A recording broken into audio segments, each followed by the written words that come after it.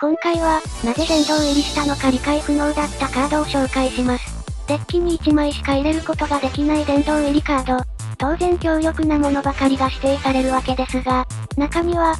なんでこいつがという冤罪カードも存在します。懐かしいカードも多く登場するので、引退勢の方も楽しく見れると思います。それじゃあ、早速参りましょう。ディープオペレーション。4マナのシールドトリガー呪文。バトルゾーンにある相手のクリーチャーと、同じ枚数のカードを引くことができます。状況によっては同じコストで同じ文明、かつシールドトリガー呪文であるサイバーブレインより多く枚数を引くことができます。しかし相手依存のため枚数が安定しないのが玉に傷。終盤では大量に引けるかもしれませんが、最も手札の必要な序盤に安定して枚数を稼げないのは大きい。そのためか登場した第2弾の環境ですら、そこまで使用されることはありませんでした。サイバーブレインやクリスタルメモリーでよかったですからね。そんなカードがなんとまさかの殿堂入り。デュエマ史上初めて制定された5枚の殿堂入り。そこに名を連ねていたのがこのカード。ちなみに他の面々はこんな感じ。間違いなく当時の環境を席巻したカードたちなのですが、そこに並ぶカードとはお世辞にも言いにくいのです。ではなぜ殿堂入りしたのか。これはあくまで推測になりますが、当時は水文明一強の時代。そんな環境にメスを入れるべく行われた初めての殿堂発表において、サイブレやシェイパーになんとなく似ているから、こいつも一緒に寄生してしまえと、巻き添えを食らったのでしょう。かわいそうです。そんなこのカードは殿堂からなんと約13年後に、デュエマ初となる殿堂解除されたカードでもあります。ここまで解説を聞けばなんとなく皆さんの印象に残りそうなカードですが、アンケートの結果はこんな感じ。もともと使われていたわけではないため、非常に影が薄く印象に残りにくいくせに、巻き添えで殿堂規制を食らった悲惨すぎるカードなのです。愛されし七英雄の方がよっぽどマシですね。アクアハルカス、アンケートダントツトップを獲得し、名実ともに最も意味不明な殿堂カードの称号を手に入れたカード。3マナ2戦で出た時ワンドロー。非常にわかりやすい効果と、リキッドピープルという当時優秀だった種族を持つことから、登場時から長い間使われ続けた優秀なカードです。当時はまさにボルバルマスターズ、そしてサファイア地獄の時期でしたが、その両期間において活躍していました。そしてアクアハルカスは2008年4月に殿堂入り。その時のメンツがこちら。はい、今皆さんが感じられている違和感。それは決して勘違いではありません。その通り、ハルカスと並んでいるカードパワーのやつなんて1枚もありません。もちろん、ハルカスが高い側ではありません。あくまで基本カードとして優秀な性能であったハルカスが、なぜこの中に名を連ねているのかは理解できません。登場して場に残ったハルカスを悪用したと言える。演奏と水剣の裁きはすでに規制かかっています。もっと言えばハルカスが殿堂入りする1ヶ月前には、同型であるクーヤンが登場。このことからもハルカスの殿堂入りは当時から疑問視されていました。まあおそらくクーヤンとハルカスの同型8枚体制を避けた規制と考えられます。結局ハルカスは約8年後に殿堂解除が決定。しかし殿堂入りしている間に様々な同型再販や調整版が数多く出ており、遅すぎた殿堂解除と言っていいでしょう。ハルカスの殿堂は本当に冤罪だったと思います。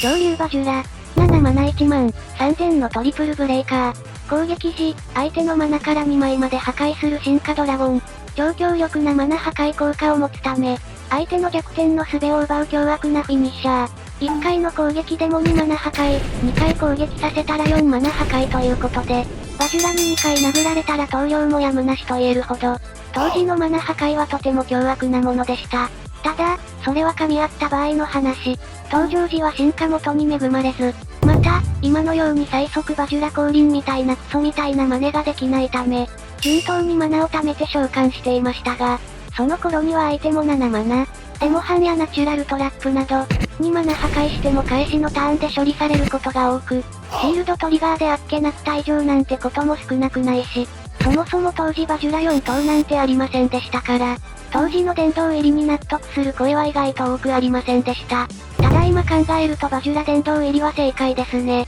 先ほども言った通り、今の環境ではバジュラが最速3ターン目に降臨し、相手のマナを空っぽにするアンポンタンなコンボが存在。そんな時にバジュラ殿堂解除なんてしてみてください。デュエマはいろんな意味で終わります。インフィニティドラゴン、7マナ7000のアーマードドラゴン。自分のドラゴンが離れるとき、デッキ上から1枚目を墓地に置きます。それがドラゴンかファイヤーバードであれば、そのドラゴンは離れる代わりにとどまります。自分のドラゴンに除去耐性を持たせるカードで、当時から連ドラの必須カードとして活躍。ですが先のバジュラと同じで、強力なカードパワーでそこそこ活躍していましたが、殿堂入りするほどかと言われると、疑問を抱く DMP は少なくありませんでした。当時の連ドラ自体そこまで環境を暴れていなかったことも大きいですね。ではなぜ殿堂入りしたのか。それはおそらく能力が強力、というか運ゲーで対処しづらいことです。離れる時に反応するこの効果は、上ずれ次第ではドラゴンが不死身となり、当時からとてもヘイトを買っていたカードだったのです。また、ジュエマ自体、強すぎるカードだけでなく、運ゲーを促すカードも規制対象になることがあり、その代表的な1枚がこのカードでもあります。そしてもう一つ、この効果は強制です。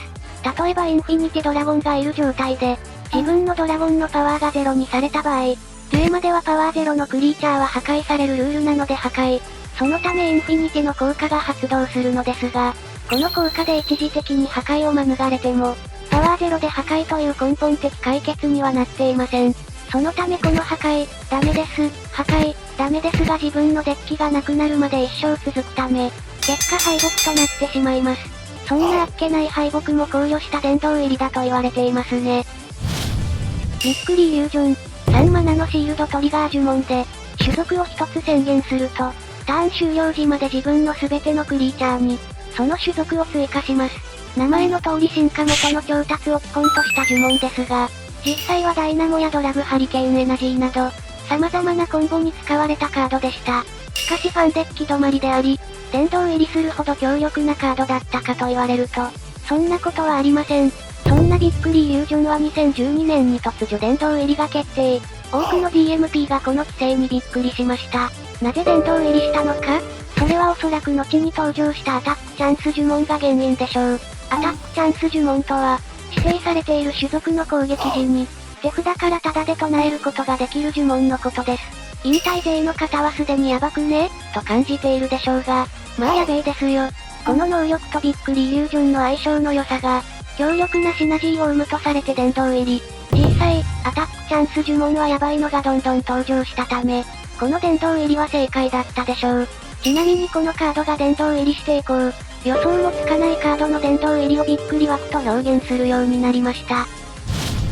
最後は正真正銘の冤罪、とばっちり枠をいくつか紹介していきます。コメントでいただいたものとなりますので、とばっちり枠すべてを紹介するわけではないことをあらかじめご了承ください。まずはこの2枚、イービルヒートと次元の霊峰は団長の犠牲者として有名。デュエルバスターズと揶揄されるほど、これまでのカードを過去にした最強のカードドギラゴンバスター。そのデッキに非常に相性がいいカードとして採用された先の2枚は、団長の代わりに生贄とされ殿堂入り。続いては大勇者チェーンストーム。イミコという最悪のあだ名をもらうほど、暴れて恨まれたベイビージャックの犠牲者。登場したばかりのベイビージャックを即規制するわけにはいかず、しかし放置するわけにはいかないほど恐ろしいデッキだった緑タンループは、多くの周辺パーツが豆の生贄となり殿堂規制を食らいました。中でも大勇者チェーンストームさんは冤罪感が別格と言われており、多くの DMP から同情の声が寄せられています。